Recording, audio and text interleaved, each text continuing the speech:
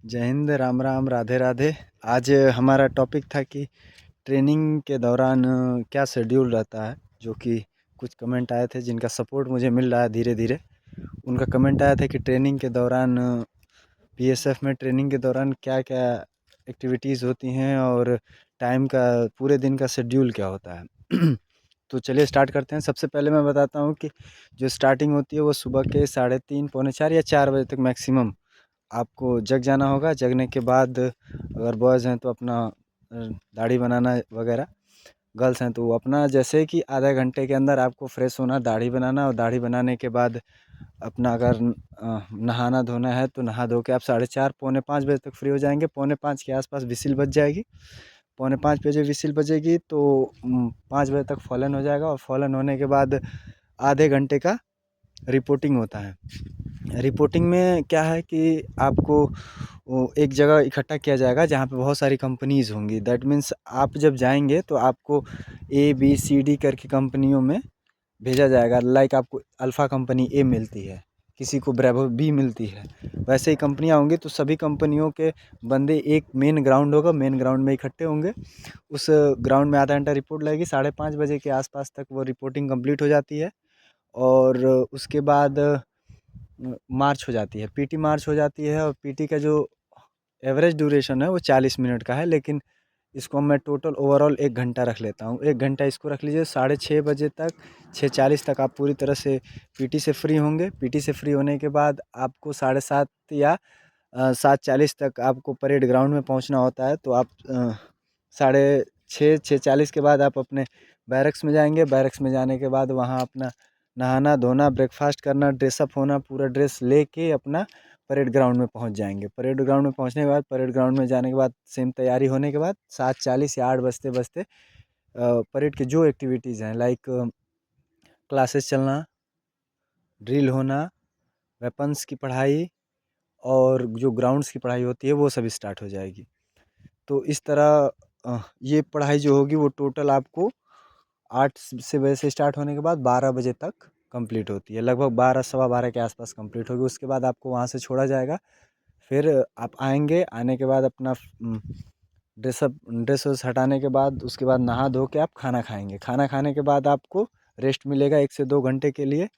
और फिर 2:30 बजे के आसपास विसिल बजेगी। विसिल होगी तो फॉलन होगा। फॉलन होने पे वर्किंग के लिए आपको भेजा जाएगा। छोटी मोटी वर्किंग्स जो रहती हैं कि अपने एरिया की साफ़ सफाई, या फिर छोटे मोटे जो काम होते हैं, और भी कुछ फंड्स होते हैं। फंड्स दैट मीन्स ये होता है कि क्वार्टर मास्टर्स एक होते हैं, एक जीडी होता है। जीडी में कंप्यूटर का काम कोई जानता है, वो आप मैसेज करेंगे तो मैं बताऊंगा कि आपके लिए सूटेबल काम कौन है। अगर आपने आईटीआई या कोई टेक्निकल डिग्री कर रखी है तो आपके लिए बेहतर होगा वो चीज़ें।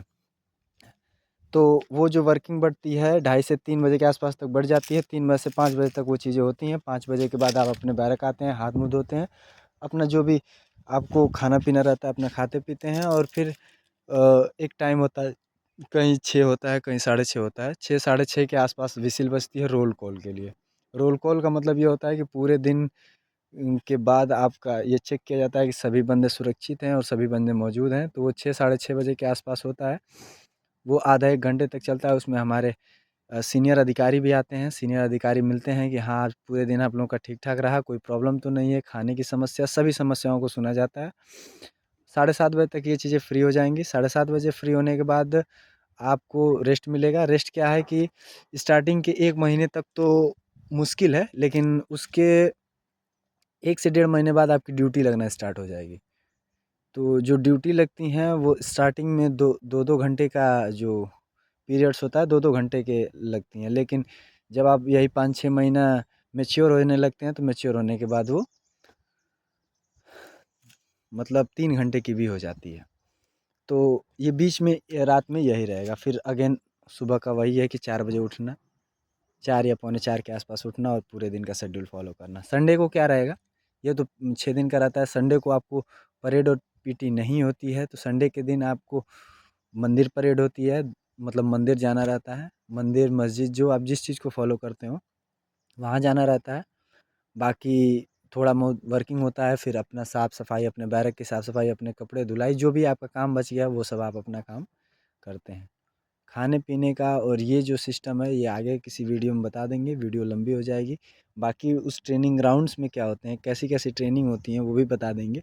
सबसे महत्वपूर्ण और सबसे इम्पोर्टेंट बात, ट्रेनिंग में आने से पहले फिजिकल एक्टिविटी के लिए सबसे ज़रूरी बात ये है कि आपको फिजिकली अगर पूरी तरह से यहाँ आपको ट्रेनिंग में एक भी प्रॉब्लम ना आए, ऐसे आपको फिट रहना है, तो उसके लिए सबसे ज़्यादा ज़रूरी है कि आप अपने पेट की एक्सरसाइज पे ज़्यादा से ज़्यादा वर्क करें और रनिंग अच्छी करें।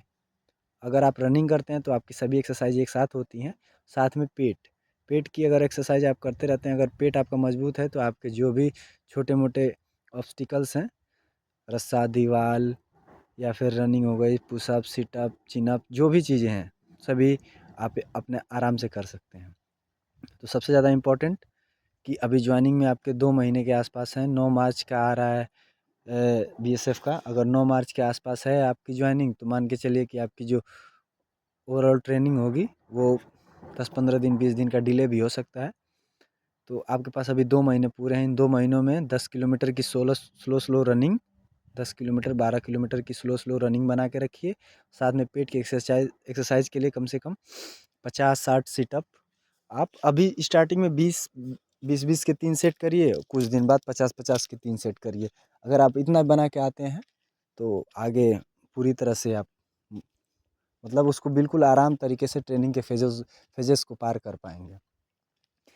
उसके अलावा आप अगर नहीं भी करके आते हैं तो फौज का नियम ये है, अगर आप नहीं भी करके आते हैं तो बिल्कुल आराम से आपको वो करा देंगे। उनके पास तरीके बहुत हैं कराने के, क्योंकि नए नए आप आ रहे हैं लेकिन यहाँ लाखों लोग आ चुके हैं। बीएसएफ की फैमिली 3 लाख के आसपास पहुँचती है। तो जो 3 लाख के आसपास फैमिली बनी है उसके लिए जो मेंटर हैं, ट्विटर हैं, जो भी हैं वो हाई लेवल के हैं। तो बाकी अगर कोई भी परेशानी हो तो कमेंट करिएगा, पूछिएगा। बाकी ये रहा हमारा एरिया जिधर हम लोग रहते हैं। ये हमारा एरिया है, ये पहाड़ों के बीच में ये देख सकते हैं। ये हमारा ग्राउंड जहाँ हम लोग वॉलीबॉल खेलते हैं, ये हमारा ग्राउंड है। जय हिंद, राम राम।